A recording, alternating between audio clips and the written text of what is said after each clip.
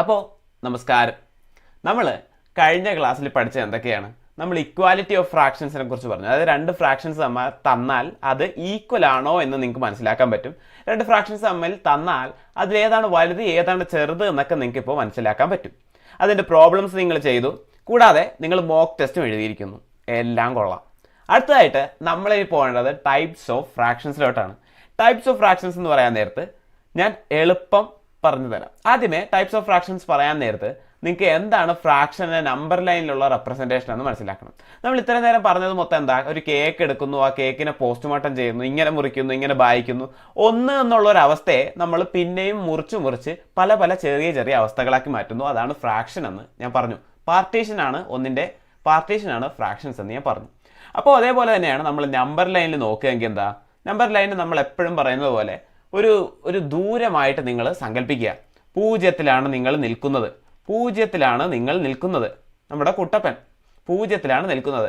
ഇങ്ങോട്ട് പോകാൻ നേരത്ത് 1 കിലോമീറ്റർ പോയി, 2 കിലോമീറ്റർ പോയി, 3 കിലോമീറ്റർ, 4 കിലോമീറ്റർ, 5 കിലോമീറ്റർ അങ്ങോട്ട് പോകുന്നു. അങ്ങനെ അനന്തതയിലോട്ട് പോകാം. അതേപോലെ തന്നെ ഇദ്ദേഹം പുറകോട്ടാണ് നടക്കുന്നതെങ്കിൽ നമ്മൾ പറയും പുറകോട്ട് 1 കിലോമീറ്റർ നടന്നു, അതായത് -1. പുറകോട്ട് 2 കിലോമീറ്റർ നടന്നു, അതായത് -2. അങ്ങനെ അനന്തതയിലോട്ട് പോകുന്നു. കാര്യം നിങ്ങൾക്കറിയാം. അപ്പോൾ ഇതിൻ്റെ ഇടയിൽ ഫ്രാക്ഷൻസ് ഉണ്ടല്ലോ. നമ്മളിത് പറഞ്ഞത് 1, 2, 3 എന്ന് പറയുന്നത് ഇൻറ്റിജർ നമ്പർ മാത്രം ഈ നമ്പർ ലൈനിൽ റെപ്രസെൻറ്റ് ചെയ്തുകൊണ്ട് മാത്രമാണ്. പക്ഷേ ഇതിൻ്റെ ഇടയിൽ ഫ്രാക്ഷൻസും ഉണ്ട്. അതാണ് ഞാൻ പറയാൻ പോകുന്നത്. കാരണം നിങ്ങൾ 0 നിന്ന് 1 കിലോമീറ്റർ പോയി എന്ന് പറയുമ്പോൾ ഇതിൻ്റെ ഇടയിൽ നിങ്ങൾ പറയാറില്ലേ, ഞാൻ 1/2 കിലോമീറ്റർ ഇപ്പോൾ എത്തി, ഇനി ഒരു 1/2 കിലോമീറ്ററും കൂടെ പോയാൽ എനിക്ക് എത്തേണ്ട സ്ഥലത്ത് എത്താം. ഓക്കെ, ഒരു കാര്യം ചെയ്യാം. ഞാൻ ഈ നമ്പർ ലൈനെ ഇത്രയും കൂടെ സൂം ചെയ്ത് വരയ്ക്കാം. അതായത് ഈ 0 നിന്ന് 1 ദൂരം ഇല്ലേ, അതിനെയാണ് ഞാൻ ഈ വരച്ചേക്കുന്നത്. 0 നിന്ന് 1 ഈ ദൂരം.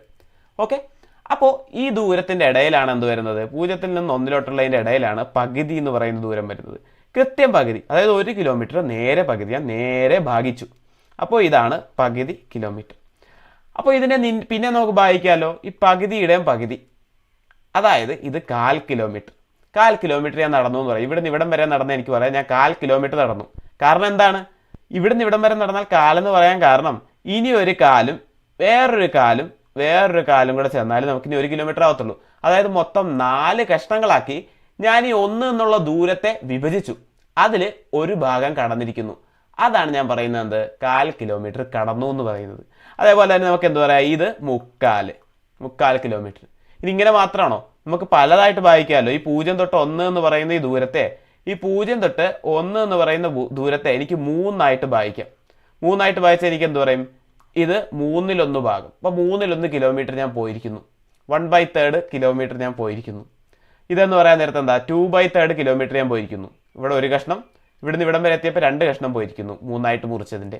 അപ്പോൾ നിങ്ങൾക്ക് ആ കേക്കിൻ്റെ കോൺസെപ്റ്റ് ഈ നമ്പർ ലൈനിലോട്ട് മാറ്റാൻ പറ്റും. അപ്പോൾ ഇതിനകത്ത് എന്തോരം നമ്പറുണ്ട്? ഇതിനകത്ത് ഇങ്ങനെ നിറച്ച് നമ്പറുണ്ട് കേട്ടോ. അതും അനന്തതയിലോട്ട്. ഞാൻ പറഞ്ഞില്ലേ, സൂം ആവുന്നതോറും അനന്തതയിലോട്ട് പോയിക്കൊണ്ടിരിക്കുന്നു. ഇങ്ങനെ പാർട്ടീഷനായിട്ട് ചെറുതായി ഒരുപാട് വരുന്നു. കാര്യം നിങ്ങൾക്കറിയാം, ഞാനിങ്ങനെ ഒരുപാട് പറഞ്ഞു പോകുന്നില്ല. അപ്പോൾ ഞാൻ പറഞ്ഞു വന്നത് വേറൊന്നിനും വേണ്ടിയല്ല. നമ്മൾ മുമ്പോട്ടെന്നുള്ളതിനെ നമ്മൾ പോസിറ്റീവായിട്ട് എടുക്കുമ്പോൾ പുറകോട്ടെന്നുള്ളതിനെ നമ്മൾ എന്ത് പറയും? നെഗറ്റീവായിട്ട് എടുക്കും. അതായത് ഇവിടെ നിന്നിരുന്ന നമ്മുടെ കുട്ടപ്പൻ നേരെ പോയപ്പോഴാണ് നമ്മൾ 1/2 കിലോമീറ്റർ 1/4 കിലോമീറ്റർ ഒക്കെ പോയെന്നൊക്കെ പറഞ്ഞത്. ഇനി നേരെ പുറകോട്ടായിരുന്നു പോയെന്നെങ്കിലോ? അതാണ് ഞാൻ വരച്ചേക്കുന്നത്. ഇവിടെ 0 നിന്ന് -1. അതായത് ഈ ഒരു ഭാഗത്തെയാണ് ഞാൻ ഇവിടെ കാണിച്ചിരിക്കുന്നത്.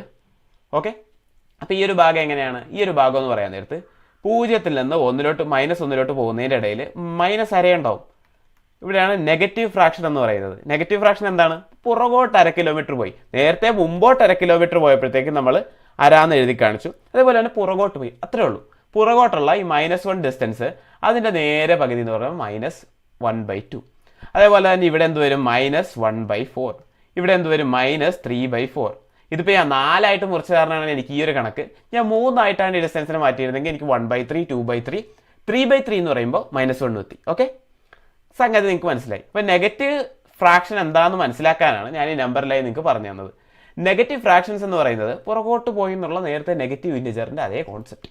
ഓക്കെ, അപ്പോൾ നിങ്ങൾക്ക് മനസ്സിലായി എന്താണ് പോസിറ്റീവ്, എന്താണ് നെഗറ്റീവ് ഫ്രാക്ഷൻസ് എന്നുള്ള കാര്യം. ഇനി പോകാം.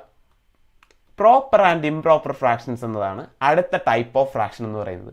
ഇത് വളരെ ഇമ്പോർട്ടൻ്റ് ആണ്. നിങ്ങൾ നോക്കൂ, പ്രോപ്പർ ആൻഡ് ഇംപ്രോപ്പർ ഫ്രാക്ഷൻസ്. ഞാൻ നേരത്തെ പറഞ്ഞ ഒരു കണക്ക് വെച്ച് 1/2 എന്ന് പറഞ്ഞു, ഞാൻ 2/3 എന്ന് പറഞ്ഞു, ഞാൻ 1/3 എന്ന് പറഞ്ഞു, 4/8 എന്ന് പറഞ്ഞു. അതേപോലെ തന്നെ 10/1000 അങ്ങനെ എന്ത് വേണമെങ്കിലും ഞാൻ പറഞ്ഞിരുന്നു. പക്ഷെ ഇവിടെയൊക്കെ നിങ്ങൾ ചിന്തിക്കേണ്ട, നിങ്ങൾ മനസ്സിലാക്കേണ്ട ഒരു കാര്യമാണ്, ഒരു പാറ്റേൺ ഞാനിവിടെ ഫോളോ ചെയ്തിരുന്നു.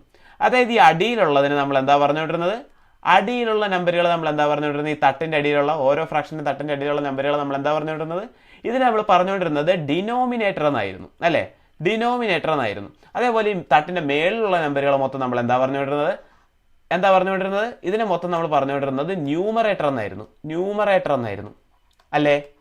അപ്പോൾ ഇവിടെ നിങ്ങൾക്ക് കാണാൻ പറ്റുന്ന ഒരു പാറ്റേൺ ആണ്. ഞാൻ എല്ലാ നമ്പരും നിങ്ങളോട് പറഞ്ഞപ്പോൾ എല്ലാത്തിൻ്റെ ഡിനോമിനേറ്റർ ന്യൂമറേറ്ററെക്കാളും വലുതാണ്. ഇവിടെ കണ്ടോ, 1-നേക്കാളും വലുതാണ് 2, 2-നേക്കാളും വലുതാണ് 3, 1-നേക്കാളും വലുതാണ് 3. അപ്പം ഞാൻ കാണിച്ച പാറ്റേണുകളിൽ മൊത്തം മേളിലുള്ള സംഖ്യ ചെറുതും അടിയിലുള്ള സംഖ്യ വലുതുമായിരുന്നു. അങ്ങനെയുള്ള ഫ്രാക്ഷൻസ് നമ്മൾ പറയുന്ന പേരാണ് എന്ത്, പ്രോപ്പർ ഫ്രാക്ഷൻസ്. ഇങ്ങനെയുള്ള ഫ്രാക്ഷൻസിനെ പറയുന്നതാണ് പ്രോപ്പർ ഫ്രാക്ഷൻസ്. അപ്പൊ ഇംപ്രോപ്പർ എന്താണെന്ന് നിങ്ങൾക്ക് മനസ്സിലായേ. ഇംപ്രോപ്പർ എന്ന് പറയുന്നത് മേളിൽ വലുതും അടിയിൽ ചെറുതുമായിരിക്കണം. അതായത് 3/2, 5/4, 100/2, ഇതൊക്കെ എന്താണ്, ഇംപ്രോപ്പർ ഫ്രാക്ഷൻസ് ആണ്. മേളിലുള്ളത് വലുതും അടിയിലുള്ളത് ചെറുതുമാണ്. അതായത് ന്യൂമറേറ്റർ വലുതും ഡിനോമിനേറ്റർ ചെറുതുമായിട്ടുള്ള ഫ്രാക്ഷൻസ്. ഇനി ഇതിന്റെ ശരിക്കുള്ള അർത്ഥം എന്താണ്, അർത്ഥം ഞാൻ പറഞ്ഞുതരാമല്ലോ. ഉദാഹരണത്തിന് നമുക്ക് ഒരു ഇംപ്രോപ്പർ ഫ്രാക്ഷൻ ആയിട്ടുള്ള 3/2 ഇങ്ങോട്ട് എടുക്കാം. 3/2 ഞാൻ ഇങ്ങോട്ട് എടുക്കുകയാണ്. ഇതിന് ഞാൻ എങ്ങനെ കേക്കിൻ്റെ കാര്യത്തിൽ പറയും ഒന്ന് ആലോചിച്ച് നോക്കിയേ. നമ്മുടെ കേക്ക് നോക്കിയേ, ഞാൻ പറയുന്നത് ഇത്രയേ ഉള്ളൂ. കേക്ക് ഞാൻ കൃത്യം പകുതിയായിട്ട് 2 കഷ്ണമായിട്ട് മുറിച്ചു. അപ്പോൾ നമുക്ക് നേരത്തെ അറിയാവുന്ന കാര്യമാണ്, ഇതിൽ ഞാൻ ഒരു ഭാഗം എടുത്തിരുന്നെങ്കിൽ എന്ത് വരും, ഒരു ഭാഗം എടുത്തിരുന്നെങ്കിൽ നമ്മൾ പറയും 2/1 ഭാഗം. ഇതാണ് 2/1 ഭാഗം. അതേപോലെ തന്നെ ഞാനിപ്പോൾ ഒരു ഭാഗവും കൂടെ കൂടുതൽ എടുത്തു. ഇപ്പം ഞാൻ 2-ൽ എത്ര ഭാഗം എടുത്തു, ഇപ്പം ഞാൻ 2-ൽ എടുത്തിരിക്കുന്നത് 2 ഭാഗം എടുത്തു. അതായത് ഒരു കേക്ക് കംപ്ലീറ്റ് എടുത്തു. 2/2 എത്ര, 2 വെച്ച് ചേർച്ചാൽ എത്രയോ 1. അതായത് ഒരു കേക്ക് മൊത്തം എടുത്തിരിക്കുന്നു. ഇനി ഞാൻ പറയുന്നത് എനിക്ക് 3/2 ആണ് വേണ്ടത്, 3/2 ആണ് വേണ്ടത്. അപ്പോൾ ഒരു കഷ്ണവും കൂടെ ഇനി വേണം. അതിനെന്ത് ചെയ്യും, ഈ കേക്കിൽ എന്തായാലും നടക്കൂല. ഇപ്പം ഞാൻ വേറൊരു കേക്ക് എടുത്തു. ഇപ്പം ഞാൻ സെയിം കേക്ക് തന്നെ വേറൊരെണ്ണം എടുത്തു. ആ കേക്കിന് ഞാൻ പകുതിയായിട്ട് മുറിച്ചതിൽ ഒരു കഷ്ണവും കൂടി എടുത്തു. കണ്ടില്ലേ. അപ്പോൾ ഒരു കേക്ക് കംപ്ലീറ്റ് എനിക്ക് കിട്ടി. അത് കഴിഞ്ഞ് ഇതേ കേക്ക് തന്നെ വേറൊരെണ്ണം എടുത്തു, അതിൻ്റെ ഒരു പകുതി കഷ്ണവും കൂടെ. ഇപ്പം എന്തായി, ഇപ്പം മൊത്തം 2 ഭാഗം ഉണ്ടായിരുന്നതിൽ ഞാൻ 3 ഭാഗം എടുത്തു. 2 ഇതിൻ്റെ അകത്ത് പറഞ്ഞാൽ പുറത്തുനിന്നും എടുത്തു. ഇതാണ് 2/3 3/2 എന്ന് പറയുന്ന കോൺസെപ്റ്റ്. മനസ്സിലായില്ലേ. അതേപോലെ തന്നെയാണ് 5/4 എന്ന് പറയുന്നത്. ഒരു കേക്കിന് ഞാൻ എടുത്തു, ആ കേക്കിന് ഞാൻ എന്ത് ചെയ്തു, 4 മുറിച്ചു. എന്നിട്ട് അതിൻ്റെ 4 ഭാഗം ഞാൻ എടുത്തു കഴിഞ്ഞപ്പോഴും എനിക്ക് മൊത്തം തികഞ്ഞില്ല. ഇതിൽ മൊത്തം എടുത്തപ്പോൾ എനിക്ക് 4 ഭാഗമായി. ഇനി ഒരു ഭാഗവും കൂടെ വേണ്ടേ. അപ്പം ഞാനൊരു 1/4 ഭാഗവും കൂടെ വേറൊരു കേക്കിൽ നിന്ന് എടുക്കുന്നു. ഒരു 1/4 ഭാഗവും കൂടെ എടുക്കുന്നു. ഇത് രണ്ടും കൂടെ ചേർത്തപ്പോഴാണ് എനിക്ക് എന്ത് കിട്ടിയത്, മനസ്സിലായില്ലേ. കോൺസെപ്റ്റ് നിങ്ങൾക്ക് മനസ്സിലായി. അപ്പോൾ നിങ്ങൾക്ക് എന്താണ് പ്രോപ്പർ ഫ്രാക്ഷൻ എന്നും ഇംപ്രോപ്പർ ഫ്രാക്ഷൻ എന്നും സംഗതി കിട്ടിയിരിക്കുന്നു. ഇനി ഈ ഇംപ്രോപ്പർ ഫ്രാക്ഷനെ നമുക്ക് വേറെ രീതിയിൽ എഴുതാം. അതാണ് മിക്സഡ് ഫ്രാക്ഷൻ എന്ന് പറയുന്നത്. മിക്സഡ് ഫ്രാക്ഷൻ എന്ന് പറയാൻ നേരത്തെ നിങ്ങളൊന്ന് ആലോചിച്ച് നോക്കിയേ. നേരത്തെ ഞാൻ പറഞ്ഞത് എന്താണ്, നേരത്തെ ഞാൻ പറഞ്ഞത് 2/3 ഭാഗമെന്ന് ഞാൻ പറഞ്ഞിരുന്നു അല്ലേ. 2/3 ഭാഗം എന്ന് പറഞ്ഞപ്പോൾ നമ്മൾ കാണിച്ചിരുന്നു, ഈ ഒരു ഭാഗം എടുത്തു, ഇതൊരു മൊത്തം കേക്ക് എടുത്തു, അതോടൊപ്പം തന്നെ പുറത്തുനിന്ന് ഒരു കേക്കിൻ്റെ പകുതിയും കൂടി എടുത്തു. ഇപ്പോൾ മൊത്തം 2 എണ്ണത്തിൽ എനിക്ക് 3 ഭാഗം കിട്ടി അല്ലേ. മൊത്തം 2 എണ്ണത്തിൽ എനിക്കിപ്പോൾ 3 ഭാഗം കിട്ടി. അപ്പോൾ ഇതിന് നമുക്ക് വേറൊരു രീതിയിൽ എഴുതാം, അതാണ് മിക്സഡ് ഫ്രാക്ഷൻ. ഇനി എനിക്കിതിനെ ഇങ്ങനെ എഴുതിക്കൂടെ, അതായത് ഇത് ഒരെണ്ണം മൊത്തം ഉണ്ട്. അപ്പോൾ എനിക്ക് പറയാം ഒരെണ്ണം മൊത്തം ഉണ്ട്, കൂടാതെ വേറെണ്ണത്തിൻ്റെ പകുതിയുണ്ട്. അപ്പോൾ 2 കഷ്ണത്തിൽ ഒരെണ്ണം ഉണ്ട്, പിന്നെ എനിക്ക് ഒരെണ്ണം മൊത്തം ഉണ്ട്. ഇതാണ് 1/2. ഇങ്ങനെ ഞാൻ എഴുതിയില്ലേ, ഈ സാധനം തന്നെയല്ലേ ഇതും. 3/2 എന്ന് എഴുതിയതിന് തുല്യമല്ലേ 1/2 എന്ന് ഇങ്ങനെ എഴുതുന്നത്, മനസ്സിലായില്ലേ. അപ്പോൾ ഇതാണ് നമ്മൾ മിക്സഡ് ഫ്രാക്ഷൻ എന്ന് പറയുന്നത്. ഇവിടെ ഒരു ഇൻറ്റിജർ ഞാൻ എടുത്തു, ഒരു ഫ്രാക്ഷനും ഞാൻ എടുത്തു. അപ്പോൾ ഒരു ഇൻറ്റിജർ ഒരു ഫ്രാക്ഷനും കൂടെ ഒരുമിച്ച് എഴുതുന്നതിനെയാണ് ഞാൻ മിക്സഡ് ഫ്രാക്ഷൻ എന്ന് പറയുന്നത്. അതായത് നമ്മുടെ ഇംപ്രോപ്പർ ഫ്രാക്ഷനെ നമുക്ക് മിക്സഡ് ഫ്രാക്ഷൻ ആയിട്ട് എഴുതാൻ സാധിക്കും. രണ്ടും മനസ്സിലായില്ലേ, രണ്ടും സെയിം സാധനം തന്നെയാണ്. ഓക്കെ. അതേപോലെ ആണെങ്കിൽ നിങ്ങൾ സംശയം മാറ്റാൻ വേണ്ടി ഞാൻ അടുത്ത മറ്റേ കേസും കൂടെ എടുക്കാം. അതായത് 5/4 ഓക്കെ 4/5 ഭാഗവും കൂടെ എടുക്കാം. 4/5 ഭാഗം എന്ന് പറഞ്ഞപ്പോൾ എന്തായിരുന്നു നമ്മൾ കാണിച്ചിരുന്നത് ഒരു കേക്കിനെ കൃത്യം 4 ഭാഗമായിട്ട് ഒരേപോലെയുള്ള 4 ഭാഗമായിട്ട് മുറിച്ചിരുന്നു. ഒരേപോലെയുള്ള 4 ഭാഗമായിട്ട് നമ്മൾ മുറിച്ചിരുന്നു. ഇതിൻ്റെ അകത്ത് നമ്മൾ എടുത്തത് എന്താണ്? ഈ കേക്ക് മൊത്തം എടുത്തു. ഇപ്പോൾ എത്രയായി? 4ൽ 4 ഭാഗം ഞാൻ എടുത്തു. അടുത്തതിൽ നിന്ന് ഒരു ഭാഗം കൂടി എടുത്തു. അപ്പോൾ എനിക്ക് എത്ര കിട്ടി? അപ്പോൾ എനിക്ക് കിട്ടിയതാണ് 4ൽ 5 ഭാഗം ഞാൻ എടുത്തു എന്ന് പറയുന്നത്, അല്ലേ? അതേപോലെ 4ൽ 6 ഭാഗം എന്ന് പറയാൻ നേരത്ത് ഇനി 4 ഒരെണ്ണം മാത്രം ഞാൻ എടുക്കണില്ല, ഞാൻ മാറ്റി ഒന്ന് 4ൽ 6 ഭാഗമാക്കി എന്ന് വിചാരിച്ചു. 6 ഭാഗമാക്കി ഇങ്ങനെ ഇവിടുന്ന് 2 ഭാഗം കൂടി എടുത്തു. ഇപ്പം എത്രയാണ്? മൊത്തം 4ൽ ഞാൻ 6 ഭാഗം എടുത്തത്. വേറൊരു കേക്കിൽ നിന്ന് 2 ഭാഗം എടുത്തേക്കുന്നത്. ഇതിനെനിക്ക് എങ്ങനെ മിക്സഡ് ഫ്രാക്ഷൻ ആയിട്ട് എഴുതാം? ഇതിനെനിക്ക് തീർച്ചയായിട്ടും മിക്സഡ് ഫ്രാക്ഷൻ ആയിട്ട് എഴുതാം. എങ്ങനെ? ഇവിടെ ഉള്ളത് 1, അപ്പോൾ 1 മൊത്തമുണ്ട്. പിന്നെ ഏതാ? പിന്നെ 4ആയിട്ട് ഭാഗിച്ചതിൽ 2 ഭാഗം, 4ആയിട്ട് ഭാഗിച്ചതിൽ 2 ഭാഗം. ഇപ്പോൾ ഇങ്ങനെ ഒരു സാധനം കിട്ടിയാൽ നമുക്ക് അടുത്തതായിട്ട് പെട്ടെന്ന് പറയാൻ പറ്റുന്ന കാര്യം എന്താ? പെട്ടെന്ന് പറയാൻ പറ്റുന്ന അടുത്ത കാര്യം എന്ന് പറയുന്നത് എന്താണ്? ഈ 2/4 സിംപ്ലിഫൈ ചെയ്യാൻ നമുക്കറിയാം. അതായത് ഈ 4ൽ 2 ഭാഗം ഒന്ന്, ഇതിനെ 4ൽ 2 ഭാഗം ഒന്ന് പറയേണ്ട ആവശ്യമുണ്ടോ? ഇല്ല. കാരണം ഇത് 2ൽ 1 ഭാഗമൊന്നും പറഞ്ഞാൽ പോരെ. കാരണം 4ആയിട്ട് മുറിക്കേണ്ട ആവശ്യം ഉണ്ടായിരുന്നു. ഇത് 2ആയിട്ട് മുറിച്ചിട്ട് 2 കഷ്ണം എടുത്താലും പോരായിരുന്നു. അപ്പോൾ നിങ്ങൾക്ക് പറയാം ഇതെന്ന് പറയുന്നത് എന്തിനു തുല്യമാണ്? ഇതെന്ന് പറയുന്നത് കൃത്യം 2ആയിട്ട് മുറിച്ചിട്ട് അതിൽ ഈ 1 ഭാഗം എടുക്കുന്നതിന് തുല്യമാണ് വെറുതെ 4ആയിട്ട് മുറിച്ചിട്ട് 2 ഭാഗം എടുക്കുന്നത്. അപ്പോൾ എനിക്ക് ഞാൻ പറഞ്ഞു തന്ന വേറൊന്നും വേണ്ടിയല്ല, ഇതിനെ നിങ്ങൾക്ക് സിംപ്ലിഫൈ ചെയ്ത് എഴുതാമെന്ന് പറയാൻ വേണ്ടി മാത്രമായിരുന്നു. അതായത് നിങ്ങൾക്ക് ഇനി എങ്ങനെ എഴുതാം? 1/2 1/2 2ൽ 1 ഭാഗവും കൂടെ. അപ്പോൾ ഒരെണ്ണവും ഒരു കേക്ക് മൊത്തവും പിന്നെ ഒരു കേക്കിൻ്റെ പകുതി ഭാഗവും, അതാണ് ഞാൻ എഴുതിയേക്കുന്നത്. അതും ഇതും തുല്യമാണ്. നിങ്ങൾക്ക് മനസ്സിലായല്ലോ? 1 അതിനോടൊപ്പം തന്നെ 4ൽ 2 ഭാഗം. ഇപ്പം ഇങ്ങനെ നമ്മൾ സിംപ്ലിഫൈ ചെയ്തു എഴുതി. സംഗതി മൊത്തത്തിൽ ക്ലിക്കി. ഈ സിംപ്ലിഫിക്കേഷനൊക്കെ നമ്മൾ കഴിഞ്ഞ ക്ലാസ്സിൽ പഠിച്ചതല്ലേ? അപ്പോൾ നിങ്ങൾക്ക് എല്ലാം അറിയാം. ഓക്കെ, നിങ്ങൾക്കിപ്പം മിക്കതും അറിയാം, എല്ലാം അറിയാം നിങ്ങൾക്ക്. ഈ മിക്സഡ് ഫ്രാക്ഷൻ ഇംപ്രോപ്പറിലോട്ട് മാറ്റും. നമ്മൾ കേക്ക് വെച്ച് നല്ലവണ്ണം മനസ്സിലായി. പക്ഷേ കേക്ക് വെച്ച് മാത്രം നമ്മൾ ചെയ്തിട്ട് കാര്യമുണ്ടോ? ഇല്ല, നമുക്ക് നമ്പർ വെച്ചാൽ ചെയ്യേണ്ടത്, അല്ലേ? അതായത് 1/4. 1/4 എന്താണെന്ന് നിങ്ങൾക്ക് അറിയാമല്ലോ. 1ഉം ഒരു കേക്കും വേറൊരു കേക്കിൻ്റെ 1/4 ഭാഗവും. ഇതിനെ ഞാൻ എങ്ങനെ ഇംപ്രോപ്പർ ഫ്രാക്ഷനിലോട്ടാക്കി മാറ്റും? അതായത് ഞാൻ നേരത്തെ പറഞ്ഞ പോലെ ഈ ഞാൻ 3/2 ഇങ്ങനെ ആക്കി മാറ്റിയ പോലെ എനിക്ക് ഇവിടുന്ന് തിരിച്ച് ഇതിലോട്ടാക്കി മാറ്റണം. ഓക്കെ, അപ്പോൾ അങ്ങനെ ഞാൻ എങ്ങനെ ആക്കും? 1/4 ഞാൻ എങ്ങനെ ഇംപ്രോപ്പർ ഫ്രാക്ഷനിലോട്ടാക്കി മാറ്റും? 1/4 ഇംപ്രോപ്പർ ഫ്രാക്ഷനിലോട്ടാക്കി മാറ്റാനുള്ള എളുപ്പ വഴി എന്ന് പറയുന്നത് സംഗതി ഇത്രയേ ഉള്ളൂ. 4നെ ഞാൻ 1 വെച്ച് ഗുണിച്ചു. അപ്പോൾ എനിക്ക് എത്ര കിട്ടി? 4 കിട്ടി. കൂടെ ഈ 3നെ ഞാൻ ന്യൂമറേറ്ററിൽ കൂട്ടി. എന്നിട്ട് അടിയിലുള്ള ഡിനോമിനേറ്ററിനെ ഞാൻ അതേപടി എടുത്ത് എഴുതി. ഇവിടെ 4 കിട്ടി. അപ്പോൾ 4, 5, 6, 7. ഇതെത്രയാ? 7/4. അപ്പോൾ ഞാൻ എന്താ ചെയ്തത്? നേരെ ഒരു മിക്സഡ് ഫ്രാക്ഷനെ ഞാനൊരു ഇംപ്രോപ്പർ ഫ്രാക്ഷനാക്കി മാറ്റി. ഒരു മിക്സഡ് ഫ്രാക്ഷനെ ഞാൻ നേരെ ഇംപ്രോപ്പർ ഫ്രാക്ഷനായിട്ട് മാറ്റി. ഇങ്ങനെയേ ഉള്ളൂ. ഇത് ഞാൻ എളുപ്പമുള്ള വഴി പറഞ്ഞാണ്. സെയിം സാധനമാണ്. നമ്മൾ നേരത്തെ കേക്കിൻ്റെ കാര്യം പറഞ്ഞില്ലേ, അതിന് ഞാനൊരു വേറൊരു രീതിയിൽ നമ്പർ തന്നാൽ പെട്ടെന്ന് കണ്ടുപിടിക്കാനുള്ള രീതിയിൽ ഞാൻ മാറ്റി പറഞ്ഞു എന്ന് മാത്രമേ ഉള്ളൂ. അതായത് ഞാനിങ്ങനെയാണ് 2/4. ഇതെന്ന് പറഞ്ഞാൽ എന്താ? ഒരു കേക്ക് ഫുള്ളുണ്ട്, രണ്ടാമത്തെ കേക്ക് ഫുള്ളുണ്ട്, മൂന്നാമത്തെ ഒരു കേക്കിൻ്റെ 1/4 ഭാഗമുണ്ട്. 1/4 ഭാഗമുണ്ട്. ഒരു കേക്ക് ഫുള്ള്, 2 കേക്ക് ഫുള്ള്, ബാക്കിയുള്ളൊരു കേക്കിൻ്റെ 1/4 ഭാഗമുണ്ട്. ഇതാണ് ഇതിൻ്റെ അർത്ഥം.